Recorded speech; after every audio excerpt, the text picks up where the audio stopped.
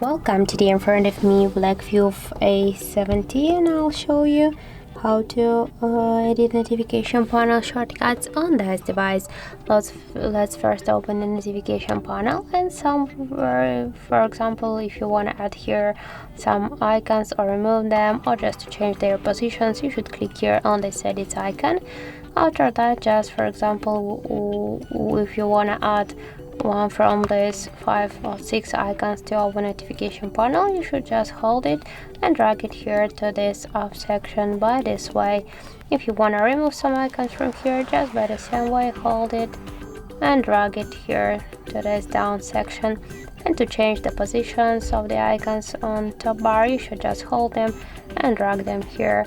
So as can you see, that's so simple to do. Then just to save the changes, click here to go back, and that's it. So as can you see, that's how it looks. Thank you for watching, and if you find this video helpful, don't forget to leave a like, comment and to subscribe our channel.